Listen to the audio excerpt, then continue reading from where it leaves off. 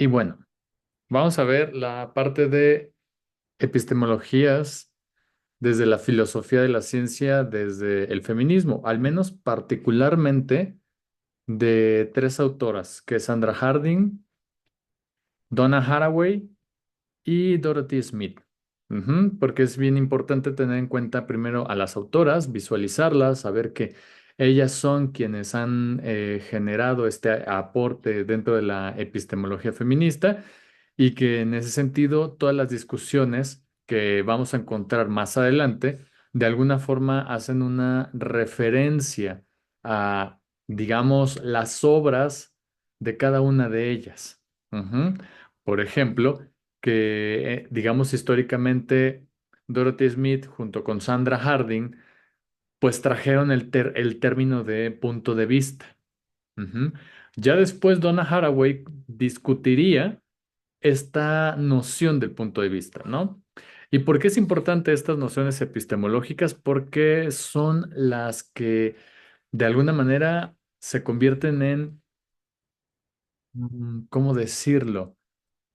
Se convierten como en los pilares fundamentales para la argumentación dentro de una investigación de esta naturaleza, ¿no? Ahora, por contenido, como les decía, entender los aportes precisamente de Sandra Harding, Dorothy Smith y Donna Haraway, ¿no?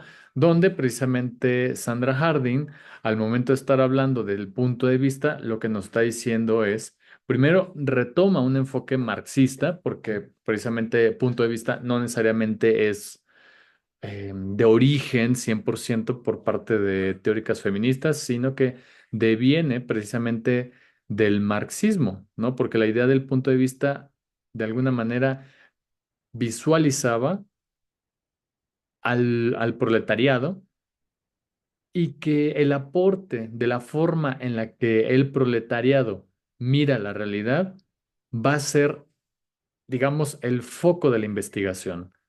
Ajá, ¿por qué? Porque hay toda una discusión en que la ciencia ha tenido un fundamento en el que se ha posicionado a favor de los más privilegiados y si recordamos a Bruno Latour lo que nos diría es que precisamente el tema de la construcción científica tiene que ver con ese proyecto civilizatorio y es un proyecto civilizatorio que a mitades del siglo XX, un proyecto que comulga con la creencia militar de Estados Unidos, la conformación de la OTAN y su discusión y su debate continuo con precisamente primero la Unión Soviética y después con Rusia, ¿no? Visibilizando precisamente que la ciencia desde esa noción de un proyecto civilizatorio, de una promesa de modernidad, traería grandes problemáticas, ¿no? Sin embargo, las feministas dentro del espacio académico lo que van a decir es de que no estamos en contra de la construcción del conocimiento científico, estamos en contra que se utilice con fines militares. Entonces, Sandra Harding, al igual que Dorothy Smith, van a estar muy de acuerdo con esta noción de un planteamiento de investigaciones desde el punto de vista ya no solamente del proletariado, porque también digamos, los movimientos marxistas le han quedado mal al movimiento de las mujeres, porque en el momento en que se logra eh, el reconocimiento de los derechos, ¿no? De los trabajadores, estamos hablando en masculino y se deja de un lado a las mujeres, ¿no? Entonces, dentro de los espacios académicos, pues el punto de vista en un primer momento contribuía a visibilizar, pues ahora sí, la mirada de las mujeres. De hecho, de ahí que históricamente en México existe esta maestría que se llama Estudios de la Mujer, ¿no? En la UAM Xochimilco, que es una universidad producto de un acontecimiento histórico en 1968, del 2 de octubre, la matanza a estudiantes, donde una de las demandas era tener espacios universitarios, espacios para estudiar y que fueran laicos y gratuitos. Y que después del movimiento del 68 se crea un plan para incorporar una nueva universidad pública, laica, gratuita y que precisamente esta sería la UAM Xochimilco, ¿no? La Universidad Autónoma Metropolitana que pasando 2 que 3 años construirían. un proyecto de posgrado que sería la maestría en estudios de la mujer. Y es bien interesante porque al incorporar estudios de la mujer, el sujeto ontológico de todas las investigaciones y evidentemente el sujeto político del feminismo es la denominada mujer, ¿no? Ahí viene la construcción ontológica. Luego entonces el punto de vista desde una noción epistemológica contribuía junto con el constructivismo a rescatar la mirada precisamente de las mujeres dentro de los estudios. Evidentemente uno pudiera decir, bueno, pues es que aquí ya estamos viendo un montón de estudios cualitativos, cuando no necesariamente, y eso es lo que nos va a estar diciendo Sandra Harding, ¿no? Que como tal no existe una metodología feminista, sino que hay que hacer de la metodología feminista, es decir, un compromiso ontológico. Entonces, tanto Sandra Harding como Dorothy Smith van a estar trabajando desde esta noción del punto de vista, pero si se habrán dado cuenta, ya traería algunos elementos un tanto ríspidos al decir que estarán trabajando desde la mirada de la mujer. En el momento en el que se constituye, pues tanto esa maestría como este planteamiento constructivista que tiene compromiso ontológico rescatar la mirada de las mujeres, la descripción de la mirada mujer, o de, bueno, no de la mirada, de la categoría mujer, estaba totalmente anclada con una discusión con respecto al cuerpo. Es decir, la construcción de la categoría mujer llevaba de la mano una condición pasiva del cuerpo. Es decir, primero hay un cuerpo cuya división sexual determina la denominada mujer. Es decir, que cuando estamos hablando de mujer, estamos hablando de una biomujer, o una mujer que tiene vulva, tiene clítoris, tiene vagina, y que eso va a determinar totalmente su existencia y su punto de vista debido a esa diferencia sexual, la posicionaría en una desventaja y opresión dentro de un contexto que precisamente autoras como Teresita de Barbieri, una académica igual de la UAM, de la maestría en estudios de la mujer, pues nos diría, ¿no? O sea, que ahí tendríamos precisamente la categoría mujer como un sujeto político, pero que está anclado a su biología y esta biología lamentablemente es determinada socialmente la opresión que va a vivir de ahora en adelante. Y entonces la metodología que se pudiese emplear tendría que tener ese compromiso de una descripción a favor de esta biomujer. Y cuando denomino biomujer, pues evidentemente estoy hablando de ya un compromiso ontológico de un feminismo que se posiciona como radical, que mira el cuerpo como una entidad pasiva y que en el momento en que nace esta criatura, que existe primero un cuerpo y después existe un género, pues que el género va a traer consigo una serie de cargas de opresión. Y uno pudiera decir, ok, es cierto, pero ¿qué pasa con las mujeres trans? Esa construcción ontológica de mujer lamentablemente es transfóbica, ajá, donde no permite el uso de la categoría trans, de mujer trans u hombre trans, porque está pensada desde una definición del cuerpo o una definición política del cuerpo como una entidad pasiva y que esto, al momento de estar en contacto socialmente, este cuerpo se va tornando según el género, se van viendo los privilegios y las opresiones. Y entonces hay una acusación de esos posicionamientos cuando se hace investigación a favor de la biomujer, porque está situando que hay una naturalidad, hay una esencia femenina que habita en la diferencia sexual y que eso es lo que hace que los estudios de punto de vista sean tan importantes porque tendríamos que reconocer únicamente la diferencia sexual que en contacto con lo social configura a la denominada mujer, porque acuérdense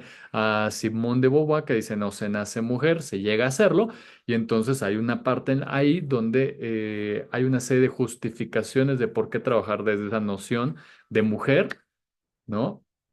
Y que aísla a las mujeres trans, ¿no? Que no las ve como mujer, como mujeres, ¿no? Y de hecho en la UNAM tuvimos todo un debate ahí por un Un foro que lamentablemente se llevó a cabo por parte del Centro de Investigaciones, ay, en Ciencias y Humanidades, el SAGE de la UNAM, donde invitaron a ponentes transfóbicas, donde todo el tiempo estuvieron defendiendo esta categoría de mujer, ¿no? Entonces, por eso aquí el tipo de investigación que hagamos va a ser muy importante porque nos va a preocupar, nos va a inquietar el hecho de que definamos nuestras categorías a partir de esencialismos.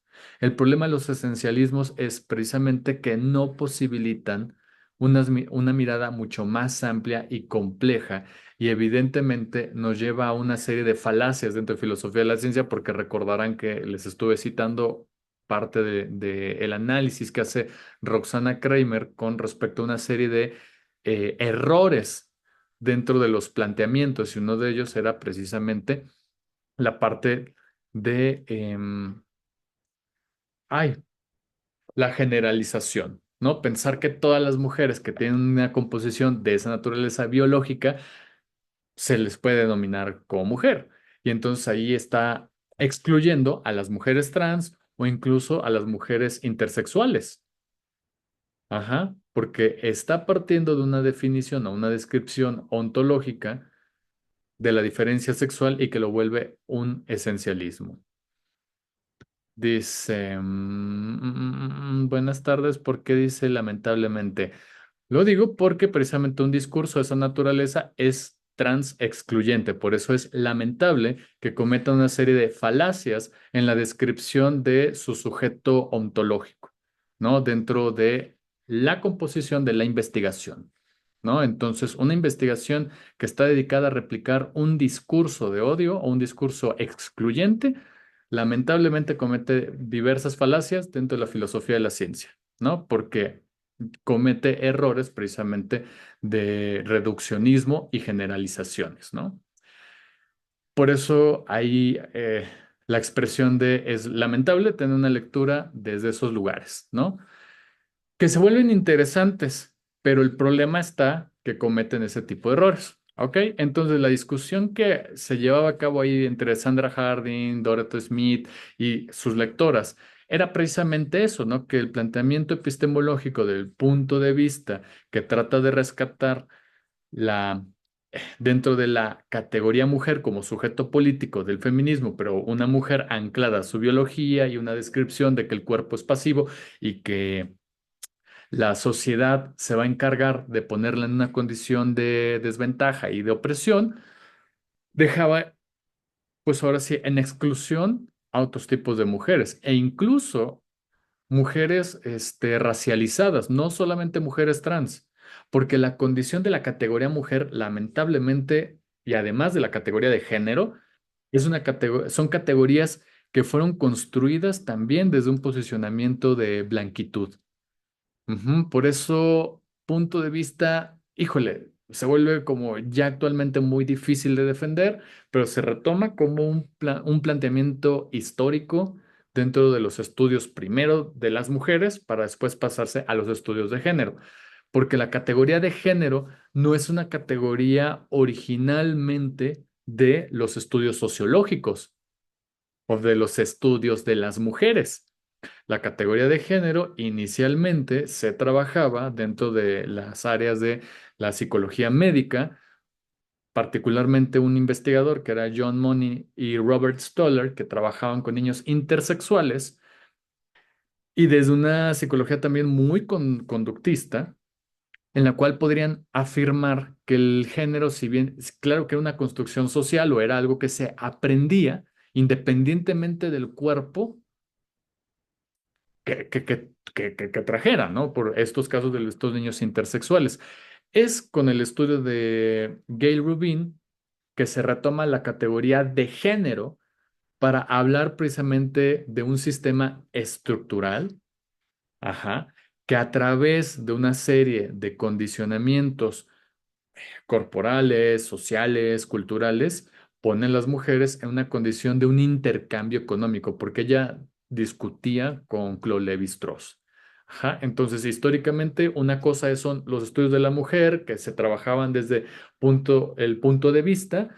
Luego, entonces, van habiendo estos interesantes estudios con niños intersexuales y que no es hasta en los ochentas con Gail Rubin que trae la categoría de género para hablar del sistema sexo-género y la economía del sexo, donde discute en ese ensayo con Claude Lévi-Strauss, ¿no? Que Claude Lévi-Strauss defendía la idea de venta de mujeres, de niñas, en favor de usos y de costumbres. Entonces, Gail Rubin en ese ensayo va señalando cuáles son estos errores argumentales que está teniendo precisamente Claude Lévi-Strauss, y entonces ella empieza a proponer la categoría sexo-género o el del sistema sexo-género como una categoría abarcativa, explicativa y que incluso pudiera adentrarse dentro de lo que se conoce como la segunda ola del feminismo, cuando se empieza a emplear ya en todos los espacios la categoría de género, pero ya no desde lo que concebía John Money y Robert Stoller, sino desde lo que ella está proponiendo con este artículo. Ujú. Entonces, es ahí con que Donna Haraway va a decir, ok, primero pasamos en un primer momento con el punto de vista feminista, ¿no? Donde vemos los errores, porque de alguna manera eh, este feminismo radical, este feminismo esencialista, va a cometer grandes atropellos. Entonces, ahí está hablando de una esencia de mujer en su categoría, en su compromiso ontológico. Luego entonces, cuando vemos la categoría de género, tampoco le satisface a Donna Haraway porque lamentablemente género es construido desde una clase social muy específica. Ajá, donde género es una categoría relacional, analítica y crítica entre la concepción de lo femenino y lo masculino, pero siempre en una base heterosexual, porque lo que se está comparando son hombres y mujeres en una relación. Ajá. Y de hecho ahí saldrán otras feministas bien interesantes como Monique Wittig, que ella incluso afirmaría en su compromiso ontológico el que las lesbianas no son mujeres, en tanto que la construcción ontológica de mujer está en el supuesto de una relación heterosexual. Entonces, ella visibiliza ese error ontológico de la categoría de género y dice, entonces preferimos plantearnos en una categoría ontológica distinta a las lesbianas, porque en esa construcción, en eso que han hecho, pues las lesbianas no obedecen a esa definición del género. Entonces, me parece, o sea, una cosa fascinante de cómo van analizando y van haciendo este tipo de propuestas, perdón, protestas y propuestas. Y luego entonces vamos a tener a Teresita de Barbieri, que ella va a decir, a ver, espérense, yo opto porque categoría de género es una categoría sí relacional, pero me está diciendo la relación entre hombres y mujeres, independientemente de la orientación sexual. Entonces, la definición de ella es mucho más abarcativa, incluso más inclusiva. Pero Donna Haraway va a agarrar y va a decir, a ver, yo no me quiero meter a este desgarriate con ustedes. O sea, yo lo voy a estar trabajando desde una noción que combine ciencia, arte y activismo.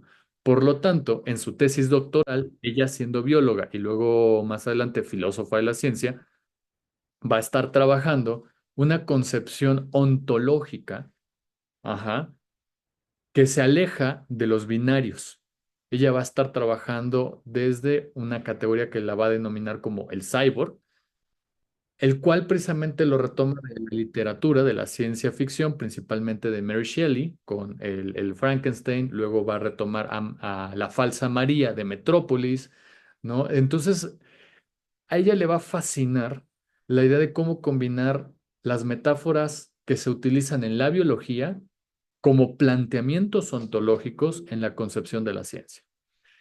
Entonces, regresando al punto de la sesión de hoy, por eso les digo que se convierte, al menos para mí, fascinante, se vuelve problemático también, pero sí con una responsabilidad de defender el argumento desde dónde te vas a plantear tu proyecto de investigación y por qué. Porque si se dan cuenta, no estaríamos trabajando con metafísicas, es decir, con teorías generales. Por ejemplo, la teoría general de los sistemas, que parte de la biología, con Ludwig von Bertalanffy, tiene un auge también en la parte de la informática, con Norbert Wiener. Luego entonces con Talcott Parsons pasa a la sociología y luego con Niklas Luhmann se se conecta con la comunicación y la sociología. Sin embargo, ellos tienen planteamientos metafísicos porque buscan teorías totalizadoras. Entonces yo les pregunto, ¿sus planteamientos de sus investigaciones están dentro de metafísicas u ontologías? Es decir, ontologías que plantean la descripción de personas y cómo las están describiendo. Ujú. Entonces, por eso les digo que estudios de género desde este lugar, desde, o en medio de la línea de investigación que yo tengo es ciencia, género y tecnología, tiene que ver con este tipo de planteamientos. No es solamente agarrar, y ahí en algún momento Sandra Harding lo va a decir. No se trata solamente de que en mi investigación, pues es que se incluía a hombres y a mujeres.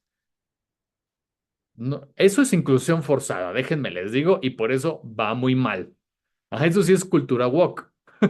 Eso sí sería lo woke, porque nada más meten así a calzador a hombres de la diversidad sexual y todo, sin tener toda una, ¿cómo decirlo? Como una estructura que se entienda.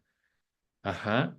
Entonces, ahí precisamente el reto de hacer estudios de esta naturaleza es de que tenemos que plantearnos las cosas desde las ontologías y no desde las metafísicas. Karina. Sí, doctor, yo tengo una pregunta. Por ejemplo, usted menciona ahorita las investigaciones desde la perspectiva de género. Ahí Mm, es donde menciona esto que nos está explicando. Por ejemplo, cuando no es una investigación con un enfoque de perspectiva de género, no lo tenemos que describir como tal, no importaría si lo mencionáramos, el hecho de incluir a lo mejor mujeres, pero hacer la descripción si son mujeres biológicamente mujeres o si son mujeres a claro. lo mejor trans. O sea, mi pregunta es que si solamente en las que son de percepción de género las tenemos que describir o también en las otro tipo de investigaciones. No sé si me No, explico. no, no sé, ya te entendí, ya te entendí. Bueno, se esperaría que en todo tipo de investigación, de hecho, ya hay comités, por ejemplo, en psicología, hay la obligatoriedad de describir a las y los sujetos participantes y por qué quedan fuera otro tipo de sujetos. Por ejemplo, si yo estoy trabajando con, digamos, mujeres cis heterosexuales, yo tengo que dejar bien en claro por qué estoy trabajando con ellas y por qué es mi interés estar con ellas y no con las personas trans, para dejar en claro que no es un acto de discriminación y no es un acto de reforzar un estereotipo, sino que por alguna condición yo quiero trabajar con este tipo de población. Ujú. ¿Por qué? Porque refuerza también tu argumento. Una de las cosas que les decía de esta Roxana Kramer es la noción del, ¿cómo se llama? De la hipótesis rival. Yo necesito tener una hipótesis rival porque estoy conociendo lo que voy a estar trabajando y también lo que no estoy trabajando y el por qué. Ujú. Donde no solamente me voy a quedar, por ejemplo, yo en la sesión anterior les decía que yo no utilicé fenomenología y creo que dos que tres se van a desmayar por acá porque yo sé que aquí se meten por ser fans de la fenomenología, pero yo no utilicé la fenomenología de Husserl, pese a que la leí, y también no elegí la de Heidegger, también por unos antecedentes nazistas y antecedentes también de una misoginia impresionante con Hannah Arendt. Y si estoy haciendo un planteamiento feminista es no solamente estoy utilizando ese argumento como si fuese guerrilla cultural y lo estoy cancelando, no, sino que los planteamientos no me convencen. ¿Por qué? Porque parten sí desde ciertos posicionamientos que no visibilizan ni siquiera a la biomujer. Vamos a ponerlo desde ahí y yo estoy trabajando con comunidad trans. Ok, mi elección fue pasar por un feminismo fenomenológico como el de Graciela Hierro para después ya brincarme a mejor las narrativas, ¿no? A diseño narrativo. Pero tuve que hacer como toda esa transición porque una de mis tutoras me dijo, ¿por qué no pusiste el apartado de fenomenología? Porque yo no estoy anclado con la fenomenología, no estoy partiendo desde ahí. ¿Por qué? Por este tipo de argumentos. Y eso es lo que me toca defender en el proyecto, ¿no? Entonces, cuando tú mencionas, mira, se esperaría que en todos los proyectos de investigación se aclarara el tipo de población con el que vas a trabajar y en medida de esa aclaración, partir de tus planteamientos epistemológicos. Porque digamos, tú quieres saber sobre la condición de las mujeres cisgénero heterosexuales posparto, una cosa así. Voy a plantearlo así, ¿no? Bueno, estoy eligiendo a este tipo de mujeres en una condición muy particular, que es después de haber concebido a su cachorro humano, y esto, pues, esta condición, pues, no pasaría con una mujer trans por una situación de tipo, pues, biológico, ¿no? Porque yo estoy interesada específicamente por ella, por esta característica. No se le distingue a las mujeres trans por eso, simplemente por la condición biológica que ellas están pasando, ¿no? Entonces tiene que haber una argumentación en la cual se vea el por qué elegiste eso, o sea, que no fue por casualidad y que no es nada más, no, pues es que nada más le da a ellas, no, espérate, diabetes, también depresiones les puede dar, pero acá en la condición postparto, pues no. Ajá, entonces tiene que haber un argumento ahí que defienda el por qué elegiste a tales personas. Ahí lo interesante sería desde dónde las estás escribiendo también, qué autores estás usando, porque tiene que haber, Pierre Bourdieu mencionaba eso, o sea, tiene que haber una vigilancia epistémica. Ajá, de que no esté yo mezclando un autor con otro, por ejemplo, dentro de los feminismos, o sea, son como agua y aceite, hablar del feminismo radical y del feminismo liberal. Yo no puedo estar argumentando, por ejemplo, estoy hablando comercio sexual y cito a Catherine McKinnon. Catherine McKinnon dice, no existe el comercio sexual, existe la explotación sexual. Entonces, ¿por qué caramba estoy utilizando a Catherine McKinnon en un proyecto que está hablando del comercio sexual cuando ella lo niega? Ajá, esas son como las ñoñadas que tenemos que tener bien presentes porque es como la vigilancia epistémica, no puedo utilizar cualquier autor. ¿Va? ¿Vamos bien hasta acá? Sí, sí, sí. Y otro argumento que ahí que me surgió, Sí. del que yo no estoy tan a gusto con esta parte de la fenomenología y me va a colgar mi querido doctor Fernando, pero lo tengo que decir. Desde estos planteamientos, conocer el fenómeno en sí, ¿no? Que es el epogé, supone una metafísica.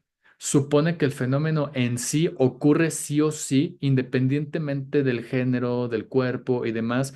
Y aquí hay fenómenos que son muy particulares, como el que les estaba diciendo entre una mujer cis y una mujer trans. Entonces, la epogé aquí tendría que tener la sensibilidad suficiente como para aceptar que no puede plantearse desde una metafísica, sino que desde una parte ontológica. Si yo estoy planteando la fenomenología desde un planteamiento ontológico feminista, ahí sí puedo reconocer que las experiencias están situadas dependiendo de las orientaciones y no aparece el fenómeno en sí por el simple hecho de permitir que surja. Ajá. Entonces, ese es como, ¿no? Como que las cosas que me hacen, que me dan un poco de tiña, ¿no? De tirria, no tiña, tirria. El otro es el honguito ese.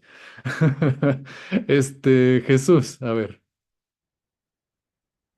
Sí, doctor. Bueno, yo por ejemplo estoy estudiando, bueno, sí, estoy estudiando los significados del consumo de drogas en agricultores. Ajá. Y entonces, en el contexto en el que estoy y crecí, lógicamente también, porque es la accesibilidad que tengo. De hecho, ya hice la parte cuanti, ¿verdad? Pero estoy en el diplomado por la parte quali. Y entonces, pues yo dentro de mis criterios de inclusión, por así decirlo, mi población específica, pues son hombres. Bueno, sí, hombres, pues, biológicamente hablando. Y no incluyo mujeres o alguna otra distinción de género porque, bueno, en el contexto rural en el que crecí, le digo, este, pues el trabajar en el campo, sí, es pues una función, una actividad que responde al rol masculino, por así decirlo, ¿verdad? Pero ahorita que usted dice todo esto, pues me pongo a pensar, ¿no? De que digo, o sea, porque en casa ya me como que en eso, pero quería comentarlo, pues, ¿no? De que, o No, sea, no, yo es que como tal, no, me parece interesante porque si bien es cierto que hay una mayoría porcentual de varones que se meten en este rollo del consumo de drogas o la venta, la verdad ahí ya no sé qué estaría estudiando, consumo o venta. No, consumo pero dentro de la agricultura, porque bueno, sabemos que bueno, la Ajá, agricultura es un estoy- trabajo extenuante y todo, ajá, entonces ok, conlleva el consumo. Incluso en algunas revisiones temáticas dicen, ¿verdad?, que se sí, oferta el consumo de sustancias como manera de remuneración, por así decirlo. claro. Bueno, pero tú tendrías que argumentarme también qué estudios dicen que afirman que las mujeres no están ahí o en qué porcentajes no están las mujeres, como para que tú hagas como esta distinción argumental. O sea, no, que no me- o sea, está bien o sea, tú puedes tener tu pensamiento situado, ahí poniendo a Donna Haraway, donde tú dices, mira, hay un apartado de alguna manera como justificación, ¿no? De por qué elegiste el tema y empiezas a narrar incluso tu propia vida. Pero eso es digamos, el planteamiento situado, lo que te involucra con el tema. Ajá, y es muy válido que tú digas, sabes que yo, por ser una persona cis, tal vez heterosexual, no quiero afirmar orientaciones que no hayan salido, pero por poner algo, una persona cis, heterosexual, que vive en estas regiones, me he dado cuenta, y entonces ese es el planteamiento de tu interés al incorporarte al campo de investigación particular, ¿no? Ya después, ya cuando tú estés definiendo a la población que está trabajando, con la que vas a trabajar, pues ahí tendría que aparecer porque vas a trabajar con personas cis. Ya dijiste un artículo, ¿no? Bueno, es que hay revisiones sistemáticas que dicen que varones cis heterosexuales que se dedican a la venta consumen más que las mujeres. Ajá. No se han encontrado estudios que refieran a personas de la diversidad sexual que se encuentren dentro de este contexto. Es por eso, además de mi planteamiento de pensamiento situado, que elijo esta población, ¿no? O sea, Sí. a eso es a lo que va, pues. Y Eh, entonces por eso acá les pongo importancia del compromiso ontológico en 5 puntos. ¿Por qué? Porque no estamos trabajando en metafísica, sino que estamos trabajando con ontologías, ¿no? Primero, hay que definir la realidad estudiada, ¿no? El compromiso ontológico establece qué existe y qué es real en el campo de estudio, guiando a las preguntas de la investigación. Y ahorita voy a poner ejemplos.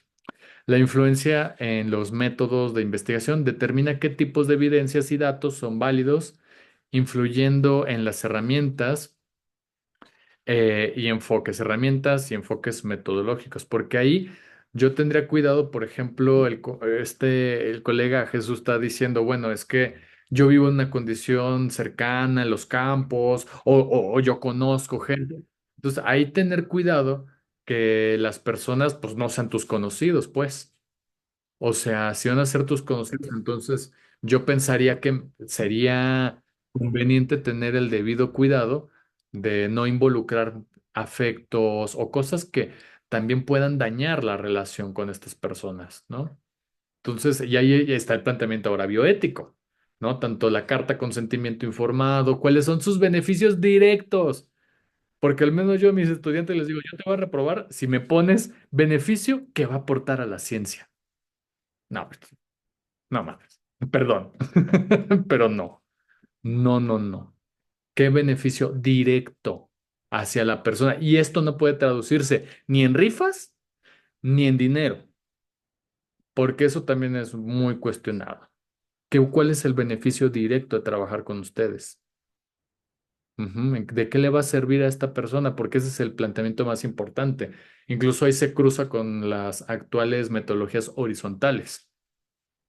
Ujú, donde preguntan, o sea, ese es el primer cuestionamiento, a ver, ¿cuál es el beneficio directo? Y este no se puede resolver con el argumento de que va a aportar al conocimiento científico. No, porque ya sabemos desde Bruno Latour que la ciencia ha tenido una gran manipulación y un gran interés de convertir el conocimiento en una condición militarizada y bélica. Entonces, ¿cómo te sales de ahí? Entonces, ese tipo de preguntas son las más importantes, ¿no? Por eso dice, determina qué tipo de evidencias, datos son válidos, incluyendo, yo creo que ahí tendría que ser incluyendo, perdón, herramientas y enfoques metodológicos, ¿no? O sea, para ti, ¿qué es evidencia? Ujú. Y si es así, vas a estar posicionándote en una metodología cualitativa positivista, donde tú eres un agente neutral y que no influyó tu presencia dentro de la entrevista. Entonces, a eso es a lo que va. Relación entre sujeto-objeto, incluso ya se cambia la noción de sujeto-objeto, sino que es sujeto cognoscente y sujeto de conocimiento, donde el sujeto cognoscente, pues somos nosotros que, según Pierre Bourdieu, tenemos consumos refinados. Es decir, en estos consumos refinados es el acceso a un posgrado, el acceso a una educación muy particular, el uso de una serie de entrenamientos metódicos para el acceso a la información. A eso es a lo que va. Entonces ya no hay un objeto aquí de estudio, sino que es un sujeto de conocimiento que en combinación con el sujeto cognoscente van a co-construir esa información, ¿no? Impacta cómo se entiende la interacción entre el investigador o investigadora y el objeto de estudio o la persona, el sujeto de conocimiento, afectando la interpretación de los resultados. Y esta parte de la afectación es parte del mismo proceso. Ajá. ¿Por qué? Porque pudieron haber habido una serie de situaciones que no se pueden considerar como influencia de una variable extraña o de una situación que no pudiste controlar y tienes que eliminar el reporte y tienes que hacer otra entrevista. No, sino que es parte del mismo proceso de investigación. Por eso el diario de campo se vuelve como una herramienta adicional, ajá, para comprender por qué no se dieron. Como por ejemplo, en mi caso que trabajé con chicos trans, uno de ellos de alguna manera estaba manipulando el grupo y no dejando que se llevara a cabo las sesiones. El grupo quería convivir con él, querían hablar también con él, pero él extendía las sesiones y no se presentaba. Entonces todas esas tensiones se reportan y no con una forma de estereotipar o evidenciar que hubo un personaje así, no, sino que en el mismo proceso de investigación pasan estas cosas y afectan al mismo grupo, por lo que se toman decisiones grupales. Ajá, al menos en mi caso eran grupos de discusión. Ujú. Entonces hay una involucración continua con, pues ahora sí, con las personas que trabajan, que están con nosotros en el proyecto, ¿no?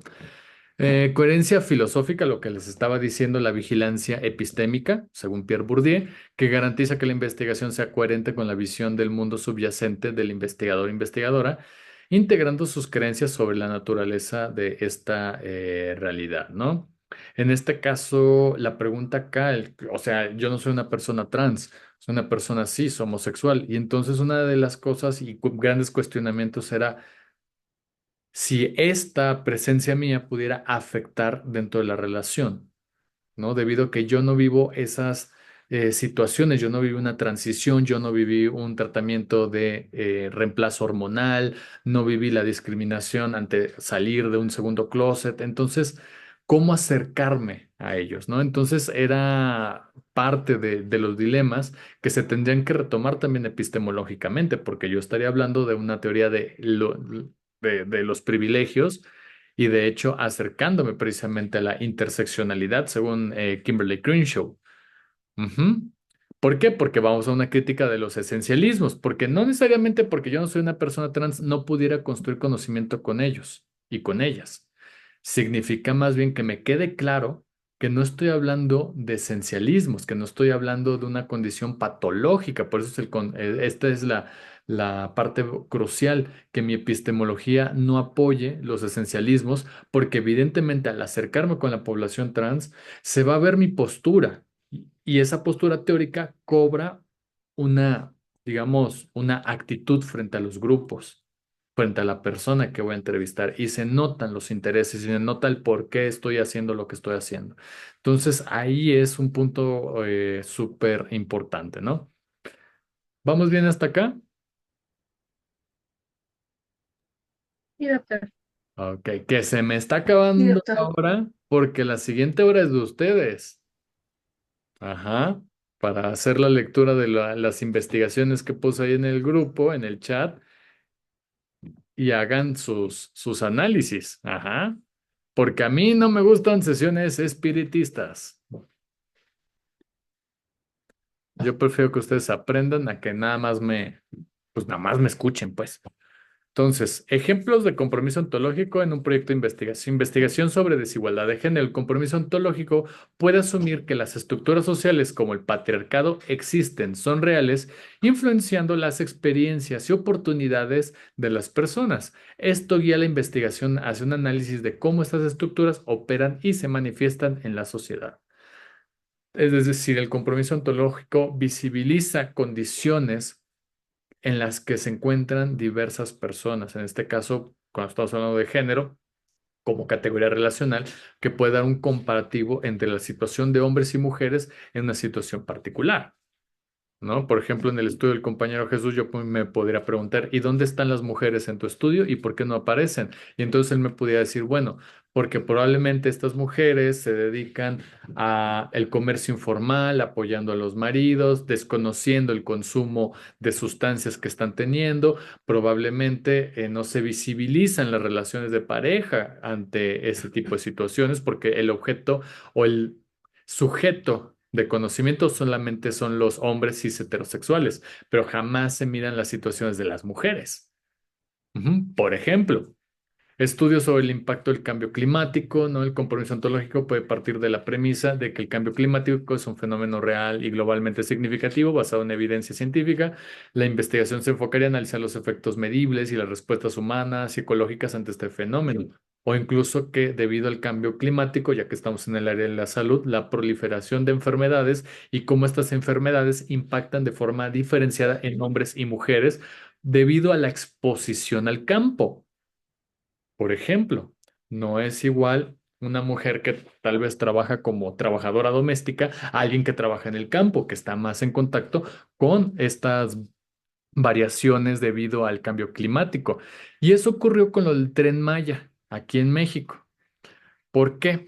Porque al momento de que estaban haciendo el análisis de del suelo llevaron tanto a urbanistas, varones, como a biólogos. Y resulta que debido a la tala de árboles empezaron a enfermarse de dengue. Entonces, si hacemos un comparativo, hombres trabajadores en ese tipo de condiciones evidentemente están más expuestos no solamente a los efectos del cambio climático, que puede entenderse por estar en contacto con este tipo de enfermedades, y que va a ser diferente con respecto a las mujeres que no se encuentran trabajando en las mismas condiciones que los hombres. ¿Vamos bien hasta acá? ¿Se entiende? Sí, doctor, gracias. Ok. Mm. Sí, Perla, porque te veo también con carita como de que no estoy entendiendo nada. Y digo, esa es interpretación mía. Así de que Más odio, o menos, es que, o sea, sí entiendo lo que está explicando, pero a la vez me no. quedo pensando y digo, bueno, si nuestro, por ejemplo, en mi caso, Ajá, es la experiencia vivida en el aprendizaje de la investigación en estudiantes de enfermería. ok. Entonces, como que digo, yo cómo voy a plantear esta perspectiva de género en mi trabajo. O sea, como que entiendo que cuando es con algún enfoque en particular, como Jesús que decía en los hombres, pues como que sí queda justificado, ok, y por qué solo hombres y no mujeres. Pero en el caso mío que no estoy considerando hacer una diferencia entre hombres y mujeres, ahí cómo lo podemos plasmar. Es que está bien interesante porque si la categoría experiencia está desde una fenomenología que a sí misma es una metafísica y que es relativista, invisibiliza las identidades. Lo que uno podría plantear es que en esas experiencias sí te vas a topar con condiciones de género entre hombres y mujeres. No es igual, al menos lo que nos ha sucedido acá en la UNAM, es de que primero es una matrícula feminizada. Hay más Ujú. mujeres que hombres. Ahí tienes el género. Segundo, los hombres que están ahí, ¿qué dificultades tienen para involucrarse escolarmente, identificarse con la profesión, por ejemplo? ¿Por qué eligieron enfermería? Cuando yo estuve en dirección de orientación educativa, los chavos que habían llegado a enfermería era porque no entraron a medicina. Fue su segunda opción. Eso cambia la experiencia, cambia su forma de Y interpretar. también hay un estigma, ¿no? ¿Mandé? También hay un estigma, ¿no? De que el hombre que estudia enfermería es por lo general homosexual. Ah, de alguna manera que hay un estereotipo, ¿no? En esa parte. Entonces, Exacto. yo, o sea, al menos de tu estudio, yo creo que si le echas ahí una revisada a estudios precisamente de elección profesional y revisas la segregación por sexo, sí hay ese tipo de argumentos. ¿Qué digo? ¿Mandé? Ay. Ah, el acoso, por ejemplo, no es igual el acoso que viven las estudiantes mujeres enfermeras que los estudiantes varones. No se vive igual. Entonces, ahí está la parte del relativismo. Es muy buen ejemplo porque desde una noción de una fenomenología que se posiciona como una metafísica, es decir, una teoría totalizadora que invisibiliza la noción de género, pierdes de vista todos estos factores que están anclados ontológicamente en experiencias situadas en sus identidades. Ajá. Yo Y creo. eso entonces debe de estar plasmado desde nuestro referencial teórico o solo a la hora de hacer el análisis de los En resultados. En todo, Todo. en todo, no solamente, les decía un poquito en esa parte de la vigilancia epistémica, no es solamente en lo teórico, porque luego si yo veo tu tesis o tu trabajo, yo podría decir, oye, ¿y dónde está la parte del género? ¿O me citaste a fulana de tal? Ah, porque al menos en México tenemos a Matilde Montoya, la primera médica, y creo que ¿quién era más? Habían otras, por lo menos mujeres, que defendían precisamente la diferencia en lo que es vivirse en el área de la salud. No es igual una médica o un médico que una enfermera o enfermero. El trato es diferenciado. Entonces, sí tiene que ser transversal. Pero ojo acá, ojo acá. El hecho que yo les esté dando esta clasecita y que les esté diciendo esto y que ya se empiezan a sentir súper angustiadas y angustiados, o sea, no. O sea, nuevamente, no es cultura woke, no es meterlo con calzador. Si ya su proyecto de investigación ya tiene recorrido, ya tiene un montón de cosas ya hechas, no tienen por qué meter esta cosa por calzador y a la fuerza. Ajá, porque yo entiendo muy bien cuál es mi función en este diplomado. Yo llego hasta el último. O sea, junto a bioética, siempre nos dejan hasta el final, porque lo primero es, ay, construcción del objeto de estudio. O sea, ya tiene un montón de cosas. Ujú. Este rollo déjenmelo para mí, mis chamacos que sí tengo en titulación. A ellos sí que los pongo a sufrir con esta parte que desde el inicio tiene que haber un planteamiento, un compromiso ontológico. Con ustedes, bueno, hagan una reflexión crítica, ¿no? Como esto puede ser una hipótesis alterna, una hipótesis rival, ¿no? Donde ustedes puedan decir, miren, yo planteé la parte fenomenológica, tarará, sin embargo, no tomé en cuenta lo que Roxana Kremer diría que tiene que ver con una hipótesis rival y está relacionada con la visibilización de un compromiso ontológico, porque esto no lo construye desde el inicio, y entonces ahí se pueden agarrar. O sea, no pasa nada. O sea, sí, porque sí, te veía tu carita. Gracias. Es bien bonito verles rostros, por eso les digo, por favor, a menos que estén conduciendo un camión, no prendan cámara. Pero es que luego al dar la clase, o sea, uno se puede dar cuenta quiénes están sufriendo con esto. Y entonces humaniza la experiencia de, oye, ¿sabes qué? O sea, sí te veo como que con tu carita como que de duda, a ver, y mira, planteaste una cosa súper interesante, ¿no? Entonces, o sea, eso es lo bonito. Pues, yo disfruto lo virtual, pero si tengo a mi chamaco de préndanme la cámara, ¿eh? A menos que estén conduciendo un camión o estén enfermos, como Vianey, que dijo que estaba enferma. Entonces, bueno, ahí hay una justificación, ¿no?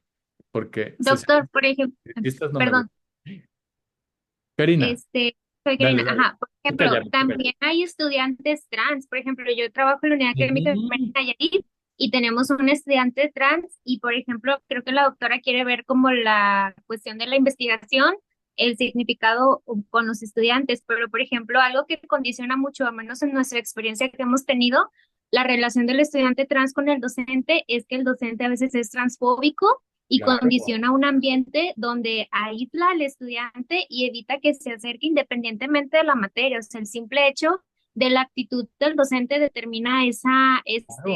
pues cómo se va a sentir el estudiante dentro de la enseñanza-aprendizaje Y yo creo que a lo mejor, ya ahorita no, como dices, ya estamos avanzados, pero sí en estudios futuros, pues considerar esos aspectos, porque al final, pues ya hay estudiantes trans, ya hay estudiantes, hombres, mujeres, biológicamente identificados, pero sí ya tenemos una diversidad sexual dentro de las, unidades académicas de enfermería, bueno, en lo particular. Sí, sí, sí, sí, claro. No, totalmente de acuerdo. Qué bueno que lo mencionas porque básicamente estos estudios se posicionan para visibilizar condiciones y evidentemente tomar postura ante eso. No es solamente porque eso se le llama extractivismo académico.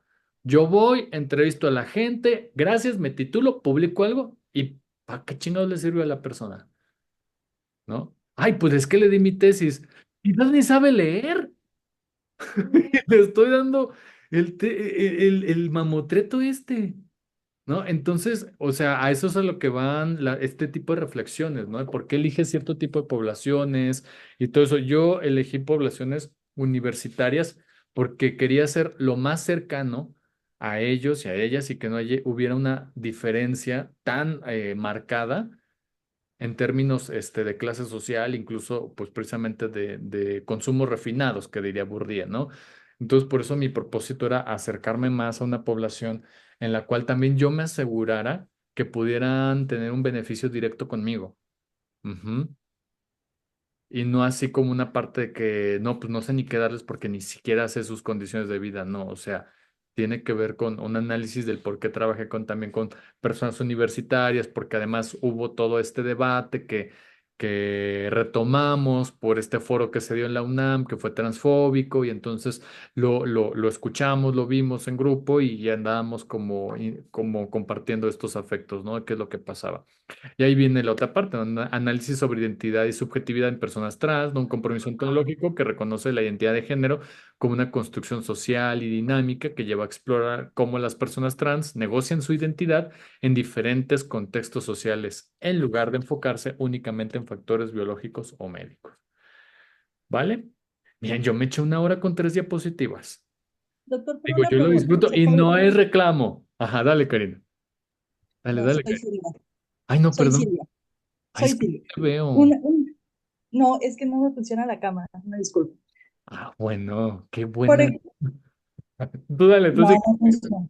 Pero, por ejemplo, si lo pusiéramos desde la teoría ecológica de Uri Brenner para hablar Ay, de las creencias, pero ahí ya desmenuzar la parte del ecosistema, el del por qué hay las exclusiones cuando no debería de haber exclusión. ¿Se podría explicar? Desde esa teoría, híjole. digo, está también la de Bertalanffy, pero en Ay, Bertalanffy como no hay una parte, sí, yo lo entiendo que esa perdón, parte perdón. se quita, y yo sé, yo para el rostro que estoy viendo, pero a final de cuentas, muchas veces cuando se está viendo la parte de, veo que se usa mucho esa muletilla, ¿Cuál? por llamarla muletilla, hablando de Bertalanffy, hablando de Ah, Uri ya sé, Brenner. ya sé. No, o sea, no, tu comentario me encanta porque de forma genuina, de alguna manera compartes y reflejas lo que, o sea, tal cual lo estás diciendo, es que ocurre esa replicabilidad del uso de autores como famosos o populares. Ay, Ajá. ajá, y que a la vez se vuelven problemáticos porque primero son metafísicas, segundo, no tienen un interés en elaborar un compromiso ontológico, porque lo están planteando desde un relativismo moral y cultural. Y de hecho, históricamente, por los momentos, los acontecimientos, porque, a ver, Bertalan Lanfi iba a sacar su libro en alemán en 1942, pero debido a la quema de libros en Alemania por los nazis, se esperó precisamente a que acabara la guerra. Él termina siendo como uno de los refugiados de Estados Unidos, uno de los rescatados, perdón, y en 1945 logra publicar la Teoría General de los Sistemas en inglés y ya llega con nosotros en Fondo de Cultura Económica, 1968 aproximadamente. Sin embargo, tú lees y es una propuesta metafísica metida con matemáticas, metida con biología, pero jamás hay un compromiso ontológico. ¿Por qué? Se le comprende, es un autor de época y es un genio, me encanta. Ok, luego la traducción que se hace con Bronfenbrenner. Bronfenbrenner es también relativista cultural porque se queda en un compromiso ontológico de la descripción, y ni siquiera compromiso ontológico, más de una descripción epistémica, ¿no? Donde te está diciendo la conexión entre grandes sistemas, pero no te está hablando del sistema sexo-género.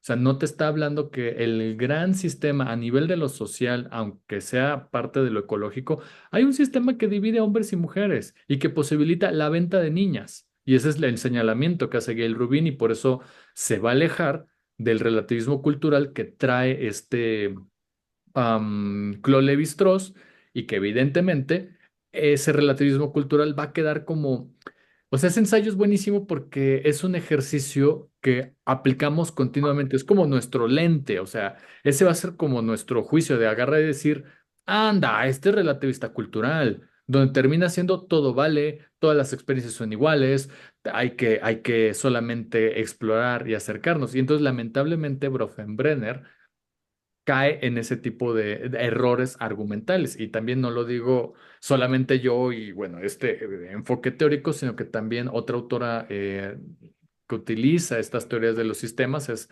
Teresa McDowell, quien es una filósofa de la ciencia también y terapeuta familiar, o sea, una combinación adorable y bien interesante.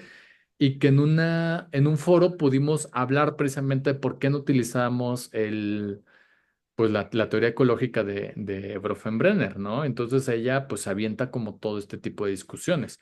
Entonces, bueno, para ir resumiendo un poco, sí, no, al menos si quieren acercarse desde este enfoque crítico, no utilizamos esos autores. Y si los utilizamos, siempre los ponemos como en contraste.